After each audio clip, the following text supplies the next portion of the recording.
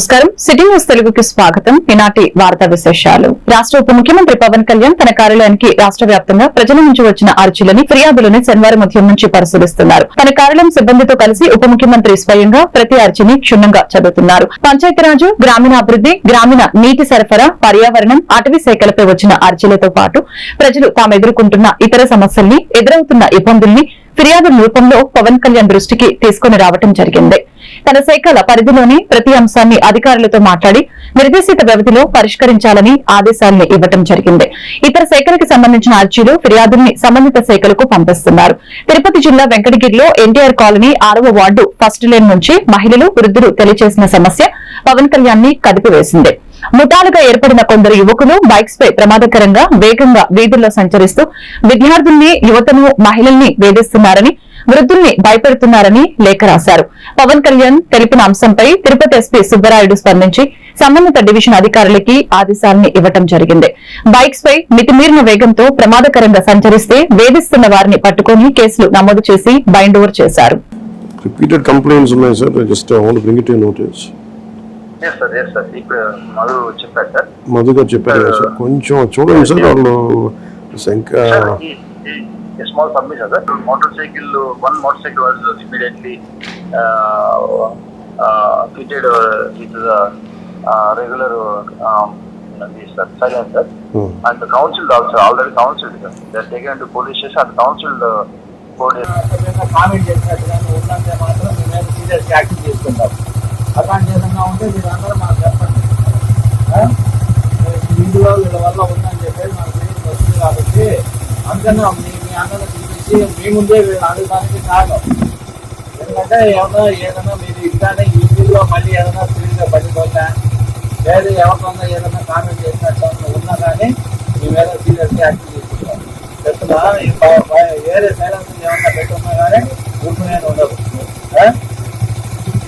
ఏమన్నా వచ్చారా ఎవరన్నా మొదట్లో మరి మీరంతా కంట్రోల్ పెట్టుకోండి.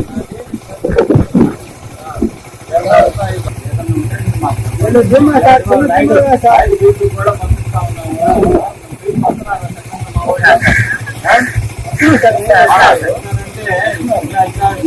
వీళ్ళు లైన్ మూడో లైన్లోనే మీరు మాకు చెప్పండి.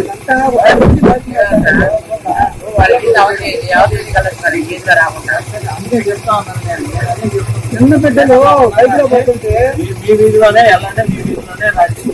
వీధిలో మీ ఉన్నారనుకుంటే అప్పుడు మీరు సైలెన్స్ రండి. ఇబ్బంది ఏం లేదా? రాష్ట్ర ఆర్థిక పరిస్థితిపై సీఎం చంద్రబాబు నాయుడు విడుదల చేసింది శ్వేతపత్రం కాదని, అది ఒక సాకు పత్రమని మాజీ మంత్రి బుగ్గన రాజేంద్రనాథ్ స్పష్టం చేశారు. అసలు శ్వేతపత్రానికి అర్థం మార్చిన చంద్రబాబు రాష్ట్ర అభివృద్ధి కోసం వాస్తవ పరిస్థితిని వివరిస్తూ తామేం చేయబోతున్నామో చెప్పకుండా గత ప్రభుత్వంపై నిందలు వేస్తూ అన్నిటికీ మమ్మల్ని బాధ్యుల్ని చేస్తూ వైట్ పేపర్ల పేరుతో డ్రామాలు చేస్తున్నారని బుగ్గన ఆక్షేపించడం జరిగింది. ఎన్నికల ముందు టీడీపీ అట్టహాసంగా ప్రకటించిన సూపర్ 6 అమలుకి ముందే తొలి ఓవర్లోనే డకౌట్ అయిందని మాజీ మంత్రి వ్యాఖ్యానించారు. నిన్న ఆంధ్రప్రదేశ్ రాష్ట్ర ముఖ్యమంత్రి నారా చంద్రబాబు నాయుడు గారు white paper on state finances అని అసెంబ్లీ సాక్షిగా రిలీజ్ చేయడం జరిగింది. అయితే ఆ వైట్ పేపర్ డాక్యుమెంటు బాగా దాదాపు 30 చిల్లర పేజీలు ఉంది డాక్యుమెంటు పీపీటీ రూపంలో. అది చూస్తే అసలు ఆశ్చర్యంగా ఉంది. ఇప్పుడు ఇందులో ఈ వైట్ పేపర్ అనేది ఎవరైనా కానీ ఎప్పుడు రిలీజ్ చేస్తారు? మీరు విజయవంతంగా మీ పరిపాలన మొదలుపెట్టి ఈ విధంగా ముందుకు తీసుకోబోతున్నాము రాష్ట్రాన్ని ప్రగతి మార్గంలో, అభివృద్ధి మార్గంలో. అందులో ఏవైతే కొద్దిగా ఇబ్బందులు ఉన్నాయో, డెఫిషియన్సీస్ ఉన్నాయో, తక్కువలు ఉన్నాయో అవన్నీ కూడా ఈ విధంగా రిజాల్వ్ చేయబోతున్నాం అంటే వైట్ పేపర్. ఇదేందండి? వైట్ పేపర్ ఇచ్చేసి క్లీన్గా చేతులు ఎత్తేసినట్లుంది ప్రభుత్వం. ఇంత లావు డాక్యుమెంట్ కూడా అవసరం లేదు. స్ట్రైట్ అవే 30వ పేజీకి వెళ్ళిపోవాలి. సారాంశం అంతా 30వ పేజీలో ఉందన్నమాట. అంత ఇంతలా డాక్యుమెంట్ కూడా అవసరం లేదు. అంటే ఇది వైట్ పేపర్ అనేది మీరు తెలుగుదేశం ప్రభుత్వము మీరు చెప్పినట్లుగా ఎంతో ఆశలతో ప్రజలందరూ కూడా మిమ్మల్ని ఎన్నుకున్న తర్వాత వాళ్ళ ఆశలన్నీ కూడా మొత్తం నీరుగార్చి నిరాశ చెందే విధంగా మీరు ఈ వైట్ పేపర్ రిలీజ్ చేయడం జరిగింది. ఇది అసలు చూసిన తర్వాత అనిపిస్తుంది, ఇది శ్వేతపత్రమా లేదా సాకుపత్రమా, శ్వేతపత్రమా లేదా సాకుపత్రమా? అన్ని సాకులు కనపడుతూ ఉన్నాయి. ఆ సాకులు కూడా అన్ని ఇన్వాలిడ్ సాకులు. నేను చెప్తాను ఎందుకు ఇన్వాలిడ్. అసలు సూపర్ 6 అని చెప్పి మీ సూపర్ 6 మీద ఎంతో నమ్మకంతో ప్రజలందరూ కూడా మిమ్మల్ని ఎన్నుకుంటే, ఒకవైపు ఏమో ప్రజల్లోనే డౌట్స్ కూడా చెప్తున్నారు. అసలు ఈ విధంగా ఇన్ని సీట్లు ఎట్లు వచ్చినాయి, ఈ విధంగా ఇంత మెజారిటీలు ఎట్లు వచ్చినాయని చెప్పి ప్రజలు ప్రశ్న ఒకవైపు. ఈ మధ్య కాలంలో సీనియర్ ఐఏఎస్ ఆఫీసర్స్ కూడా ఎంతోమంది ప్రశ్న వేస్తున్నారు అసలు ఎన్నికల విధానంలో. సరే, ఏది ఏమైనా కూడా సూపర్ 6 ఇప్పుడు మొదలు కాకముందే మొట్టమొదటి ఓవర్లోనే సూపర్ 6 డక్అవుట్ అయినట్లుంది. సూపర్ 6 కాస్త డక్అవుట్.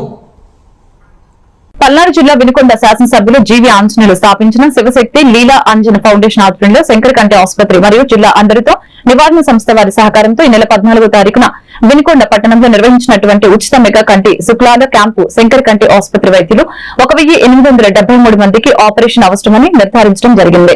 వారిని విడతల వారీగా శంకర్ హాస్పిటల్ కి పంపించి కంటి శుక్లాల ఆపరేషన్ చేయించడం జరుగుతుంది. దానిలో భాగంగా శివశక్తి లీలా అంజన్ ఫౌండేషన్ సీనియర్ మేనేజర్ జీవి రమణరావు ఈరోజు హాస్పిటల్ కి వెళ్లేటువంటి వారిని పరామర్శించడం జరిగింది.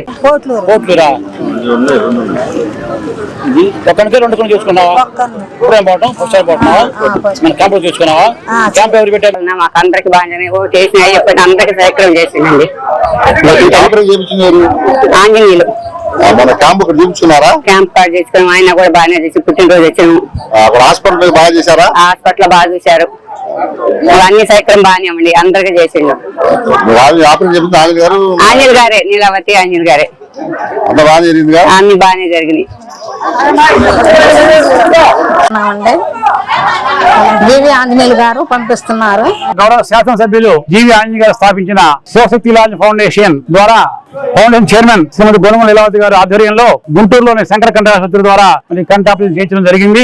మొన్న మన శాసనసభ్యులు జీవి ఆంజనేయులు గారి పుట్టినరోజు సందర్భంగా క్యాంప్ ఏర్పాటు చేయడం జరిగింది. దాంట్లో భాగంగా 1400 మందికి మనం ఈ గత డేట్ల వారికి ఆపరేషన్ చేస్తున్నాం. అందరూ కూడా భగవంతుడి దయ వల్ల మరి ఎవరు కూడా ఇబ్బంది లేకుండా అందరూ కూడా ఆపరేషన్ చేసినందుకు శంకర్ కంటి ఆసుపత్రి వారికి కూడా ముఖ్యంగా అందరి తరఫున ధన్యవాదాలు తెలియజేసుకున్నాం. అదేవిధంగా గత 23 సంవత్సరాలుగా కుల మత రాజకీయ పార్టీలకు అతీతంగా ఎన్నో సేవా కార్యక్రమాలు చేస్తున్న మన ప్రీతమ నాయకులు జీవి ఆంజనేయులు గారు గౌరవ శాసనసభ్యులు, అదేవిధంగా వారి సతీమణి లీలావతిగారులకు మరి వాళ్ళు ఎంతో సేవా తత్పరులు. ఎన్ని ఇబ్బందులు వచ్చినా కూడా మరి సేవా కార్యక్రమం ఆపకుండా ఇప్పటికి దాదాపు 40,000 పైగా ఆపరేషన్ చేయించారు ఫౌండేషన్ ద్వారా. అదేవిధంగా 70,000 మంది పైగా కవజోలు ఇచ్చారు. ఎక్కడ ఇబ్బంది లేకుండా కూడా భగవంతుడి దయ వల్ల కార్యక్రమాలు బాగా జరుగుతున్నాయి.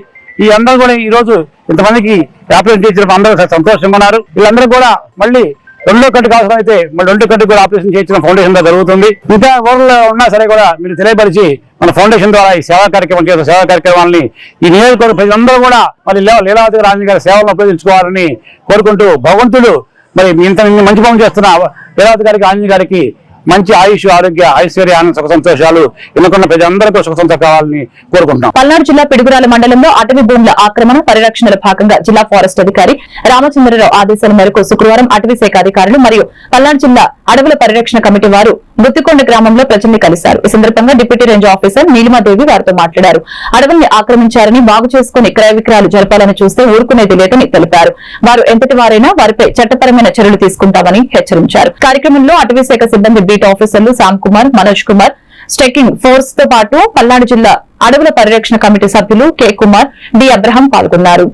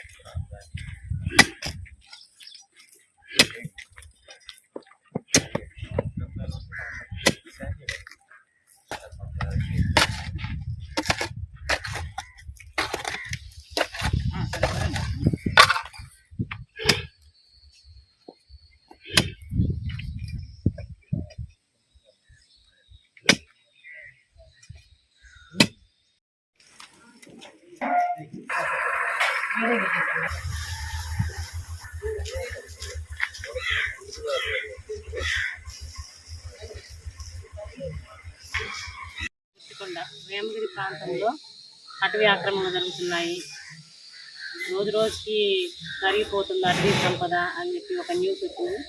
ఆ న్యూస్ కోసం మేము ఈరోజు పరిరక్షణ సమితి కమిటీ వాళ్ళతో కలిసి గుత్తికొండ బిలము వేమగిరి ప్రాంతాలకు రావడం జరిగింది.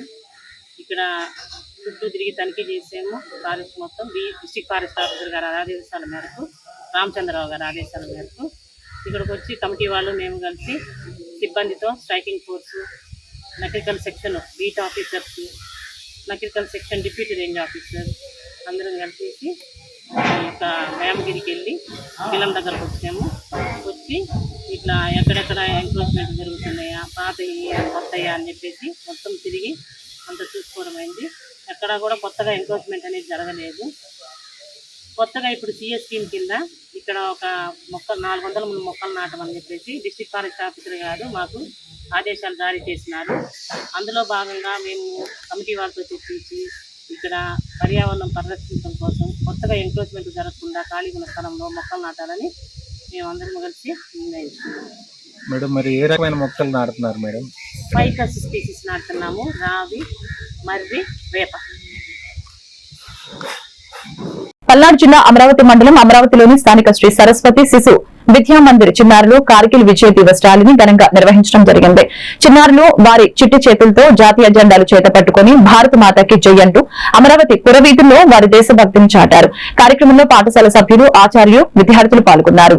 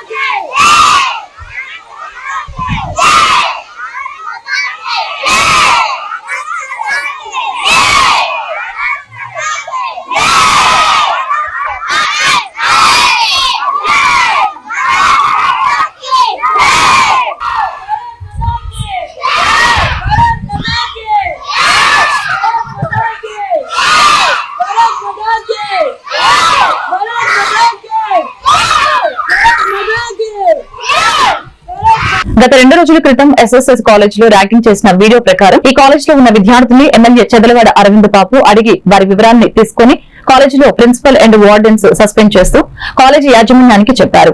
వారిద్దరి మీద పూర్తి విచారణ చేసిన తర్వాత తదుపరి నిర్ణయం తీసుకుంటామని మీడియా సమావేశంలో చెప్పారు. ఈ సమావేశంలో మాజీ మున్సిపల్ చైర్మన్ నాగసరపు సుబ్బారాయ గుప్తా, రాష్ట్ర బులియన్ మర్చెంట్ అధ్యక్షులు కపలవాయి విజయ్ కుమార్ మరియు chamber of commerce industry president Vanama Sambasivarao, Vasireddy Ravi మరియు తెలుగుదేశం పార్టీ కార్యకర్తలు తదితరులు పాల్గొన్నారు. మీడియా సోదరులందరూ కూడా ధన్యవాదాలు తెలియజేస్తూ ఇవాళ మనం ఎస్ఎస్ఎన్ కాలేజీ హాస్టల్లో ఉండటం జరిగింది. మరి 2 రోజుల క్రితం వీడియో బయటికి రావడం జరిగింది. మరి ఏదైతే NCC cadets second year, third year seniors ragging అనే వీడియో ఒకటి బయటికి రావడం జరిగింది. ఆ వీడియో కూడా ఎప్పుడు ఫిబ్రవరిలో చేసిన వీడియో. మరి ఆ వీడియోలో out going third year NCC cadets second year వాళ్ళని కర్రలతో కొట్టడం జరిగింది, పైశాచికంగా కొట్టడం జరిగింది. దీన్ని మేము ఖండిస్తున్నాము. మరి ఇటువంటి ర్యాగింగ్ అనేది పునరావృతం కాకుండా కాలేజ్ యాజమాన్యం చర్యలు తీసుకోవాలని చెప్పి చెప్పడం జరిగింది. అదేవిధంగా కాలేజ్ యాజమాన్యం కూడా ప్రిన్సిపల్ గారికి ఒక అల్టిమేటం జారీ చేయడం జరిగింది. మరి ఏదైతే ఎన్సీసీ ఇన్స్పెక్టర్ ఉన్నారు, అదేవిధంగా హాస్టల్ వార్డెన్ రాజు గారు ఉన్నారు, వారిని సస్పెండ్ చేయమని చెప్పడం జరిగింది. దీని మీద ఎంక్వైరీ జరుగుతుంది. కాబట్టి మీరు ఎప్పుడో ఫిబ్రవరిలో జరిగిన సంఘటన ఇవాళ బయటకు వచ్చిందంటే మరి ఎక్కడో కావాలని ఎవరో వాళ్ళ మధ్య కొంత స్టూడెంట్స్ మధ్యలో గొడవలు ఇది బయటకు రావడం జరిగింది. ఏదైనా కానీ ఇక రాబోయే కాలంలో ఇటువంటి ర్యాగింగ్ పద్ధతులు లేకుండా కాలేజీ యాజమాన్యం చర్యలు తీసుకుంటుంది. అదేవిధంగా మన మీడియా వాళ్ళు కానీ మరి పోలీస్ వ్యవస్థ కానీ దీని మీద దృష్టి పెట్టి ఎక్కడ కూడా ఇటువంటి ర్యాగింగ్ చర్యలు జరగకుండా మనం చర్యలు తీసుకోవాలని చెప్పి మీడియా పక్కన తెలియజేస్తున్నాము. కాలేజీ యాజమాన్యాలతో మాట్లాడే అవకాశం ఈ రోజు ఎస్పీ ప్రెస్ మీట్ పెట్టాడు కదా సార్, అవగాహన.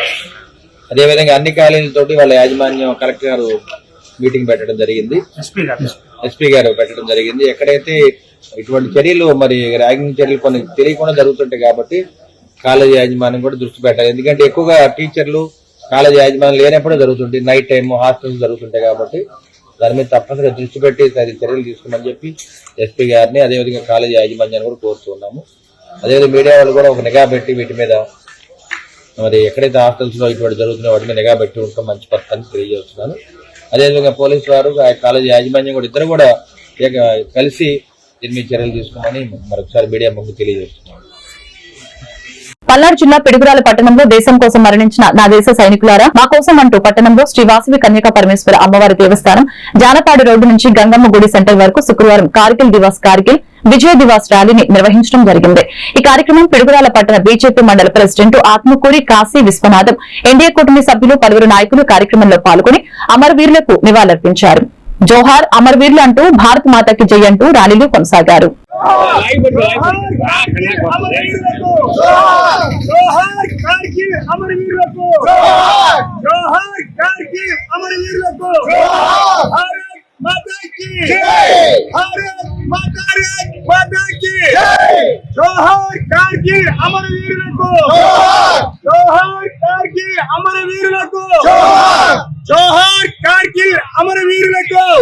వందే మాతరం వందే మాతరం భారత్ మాతా కీ వందే మాతరం మాతరం మాతరం వందే మాతరం భారత్ మాతా కీ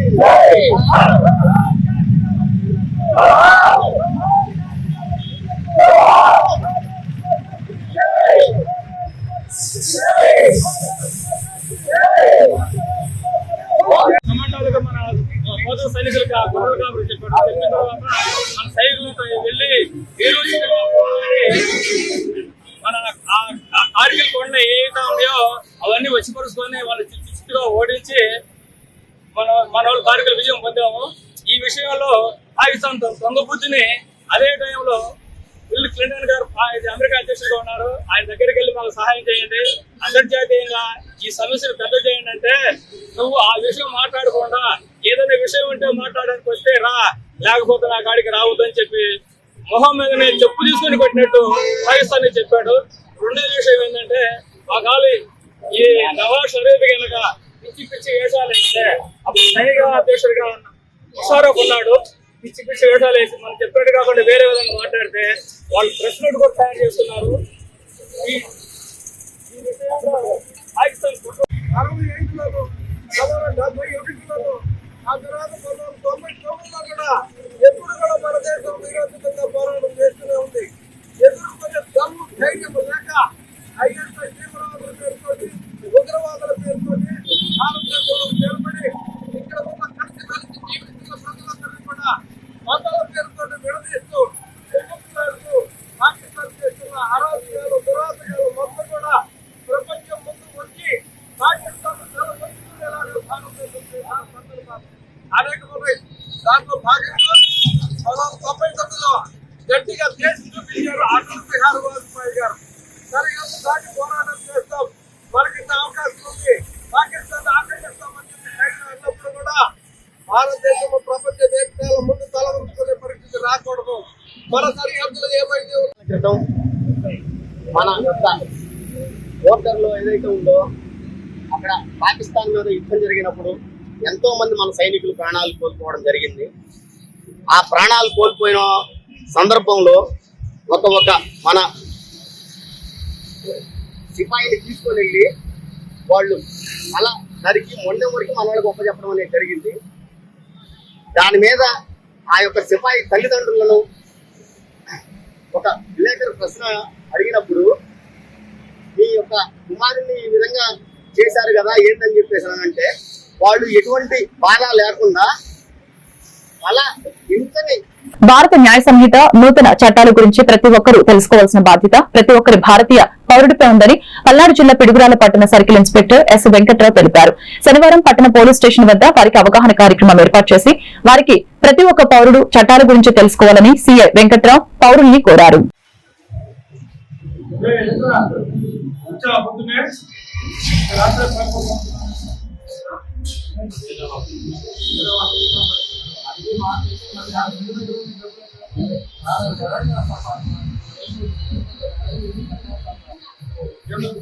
చట్టాలు మార్చి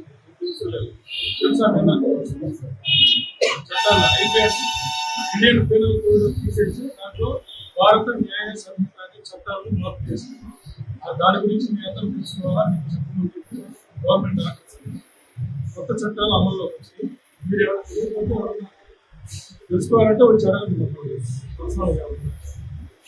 గతంలో మార్పు వచ్చింది. వాటిలో ఏమొచ్చిందంటే గతంలో మహిళలను 1840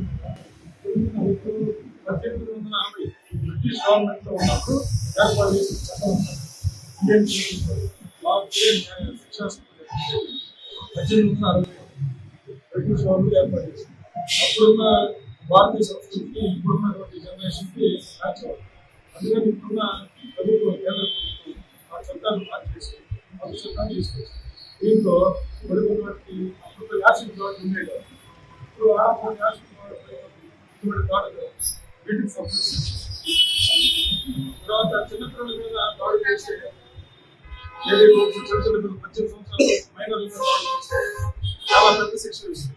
ఇప్పుడు వచ్చిన కొత్త చట్టాలు ఇవన్నీ కూడా పబ్లిక్ బాగా అనుకూలంగా విధంగా ఇప్పుడున్నటువంటి సమాజానికి బాగా అవసరమైన విధంగా కొత్తగా ఏర్పాటు చేయడం జరిగింది చట్టాన్ని. అవన్నీ మీరు కూడా తెలుసుకోవాలని ఉద్దేశంతో చిన్న మీటింగ్ ఏర్పాటు చేశారు. మీరు ఆన్లైన్ లో నేరాలు చేయకుండా పోలీసు వాళ్ళకి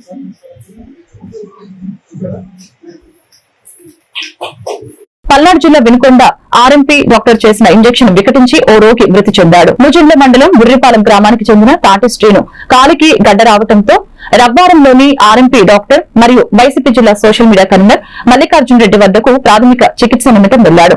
ఆర్ఎంపీ డాక్టర్ మల్లికార్జున రెడ్డి రోగి కాలిపై ఉన్న గడ్డకు ఆపరేషన్ చేసి గడ్డ తొలగించాడు. ఫస్ట్ ఎయిడ్ చేయవలసిన ఆర్ఎంపీ డాక్టర్ గడ్డ ఆపరేషన్ మరియు ఇంజెక్షన్ చేయడం వల్లనే శ్రీను చనిపోయాడని, ఇందుకు బాధ్యుడైన ఆర్ఎంపీ డాక్టర్ మల్లికార్జున రెడ్డిపై చట్టపరమైన చర్యలు తీసుకోవాలని బాధిత కుటుంబ సభ్యులు డిమాండ్ చేస్తున్నారు.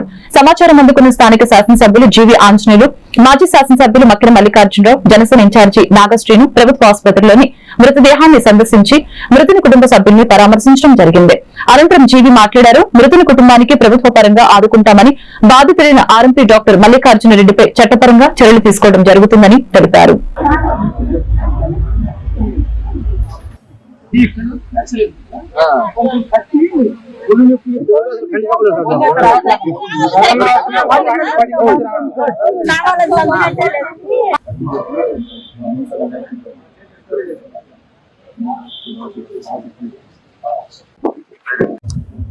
శ్రీనివాసరావు ఒక బీసీ రైతు కూలి. చాలా బాధాకరం. 3 ఆడపిల్లలు, ఒక మగపిల్లాడు, 4 బిడ్డలు ఉన్నటువంటి తాటి శ్రీనివాసరావు అన్యాయంగా బలైపోయాడు. ఒక ఆర్ఎంపీ డాక్టర్ అసమర్థత వలన, మల్లికార్జున రెడ్డి రవ్వారం ఆర్ఎంపీ డాక్టర్ యొక్క అసమర్థత వలన ఒక నిండు ప్రాణం బలిగొన్నాడు. ఈరోజు ఒక చిన్న విషయానికి ఎక్స్పైర్డ్ అయినటువంటి డేట్ మందులు వాడి ఒక ఇంజక్షన్ చేసి ఎక్స్పైర్డ్ అయిన ఇంజక్షన్ ఎలా చేస్తాడు? ఈరోజు తాడి శ్రీనివాసరావు సావుకి కారణమైనటువంటి ఆ ఇంజక్షన్ ఆ ఆర్ఎంపీ డాక్టర్ మల్లికార్జున రెడ్డి నిర్వాహకం వలన ఒక నిండు ప్రాణం బలైపోయింది. 4 బిడ్డలు ఈరోజు రోడ్డును పడ్డారు. ఇలాంటి ఆర్ఎంపీల వలన వ్యవస్థకే మచ్చ వస్తా ఉంది. ఆడేమి సీరియస్ జబ్బు లేదు పేషెంట్కి. కాలికి ఉన్నటువంటి చిన్న కురుపుకి ట్రీట్మెంట్ కోసం వెళ్తే ఈరోజు ఒక నిండు ప్రాణాన్ని బలిగొన్నాడు. ఆరోగ్యంగా ఉన్న అతను అప్పటిదాకా పొలం వెళ్ళి మేకలు మేపుకొని కూడా వచ్చినటువంటి శ్రీనివాసరావు ఆ బాబుని చూస్తే నిండా 35 ఏళ్ల వయసు లేదు. ఆ అమ్మాయికి 30 సంవత్సరాలు, భార్యకి 4 బిడ్డలు, 3 ఆడపిల్లలు, ఒక పిల్లవాడు. ఈ రోజున ఒక కురుపు చిన్నది, ఆ కాలి గాయం కూడా మేమే ఎమ్మెల్యేగా చూడటం జరిగింది. కాలికి చిన్న కురుపు ఉంటే అప్పుడు దాకా మేకలు మేపుకొని వచ్చినటువంటి వ్యక్తికి చిన్న ఏదైనా డ్రెస్సింగ్ చేసి పంపిస్తే పోయేదానికి ఒక ఇంజక్షన్ చేశాడు. ఆ ఇంజక్షన్ చేస్తే అప్పటికప్పుడే కుప్పకూలిపోయాడు. మళ్ళా వేరే హాస్పిటల్ తీసుకొచ్చి లోపు చనిపోయాడు. అసలు ఆ ఇంజక్షన్ ఏమి ఇంజక్షన్ దాన్ని బయట పెట్టడం లేదు. ఇప్పుడు ఈ ఆర్ఎంపీ మల్లికార్జున రెడ్డి అనే ఆర్ఎంపీ కుర్రడు పరారులో ఉన్నాడు. అసలు నీకు భయం ఏంటి? నువ్వు ప్రజలకు వైద్యం చేసేవాడు, నువ్వు ఏ తప్పు చేయకపోతే నిష్పక్షపాతం ఉండు ప్రజల్లో. నీ బాధ్యత ఉంది కదా. నువ్వు చేసిన ఇంజక్షన్ ఏంటి? మేము అడుగుతుంది ఏంటంటే అది ఎక్స్పైరీ డేట్ అయిన ఇంజక్షనా, లేకపోతే నువ్వు చేయకుండా ఇంజక్షన్లు ఏమైనా చేస్తున్నావా?